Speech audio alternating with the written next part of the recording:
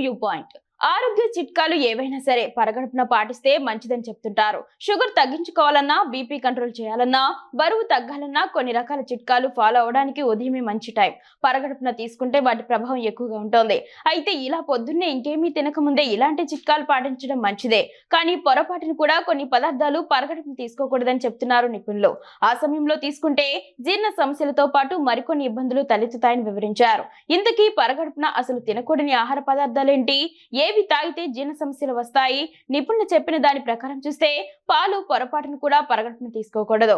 పాలు ఆరోగ్యానికి మంచిదే అయినా పరగడుపున తీసుకుంటే మాత్రం అవే చెడు చేస్తాయి. కడుపు ఉబ్బరం, గ్యాస్, డయేరియా లాంటి సమస్యలు తలెత్తే ప్రమాదం ఉంది. అయితే అందరికీ ఇలానే జరుగుతుందని కాదు. కాకపోతే అప్పటికే జీర్ణ సమస్యలతో ఇబ్బంది పడే వాళ్ళు పరగడుపున పాలు తాగడం అవాయిడ్ చేయడమే మంచిది. పాలలో లాక్టోస్ ఉంటుంది. ఇది అంత త్వరగా జీర్ణం కాదు. పైగా పాలు తాగినప్పుడు కాస్త ఎసిడిటీ కూడా వచ్చే అవకాశం ఉంటుంది. యాసిడ్ రిఫ్లక్స్, గ్యాస్ట్రిస్ లాంటి ఇబ్బందులు వస్తాయి. ఇక పాలలో ఉండే కాల్షియం, ఐరన్ సహా మరికొన్ని పోషకాలు శరీరానికి అందకుండా చేస్తాయి. పాలల్లో ఉండే షుగర్ వల్ల ఒక్కసారిగా షుగర్ లెవెల్స్ పెరిగే ముప్పు ఉంది.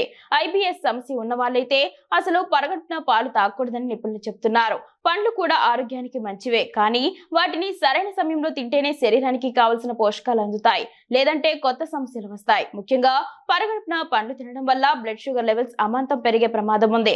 ఈ కారణంగా జీర్ణ సమస్యలు వస్తాయి. ఎసిడిక్ ఫ్రూట్స్ తో ఈ ఇబ్బంది ఇంకాస్త ఎక్కువగా ఉంటుంది.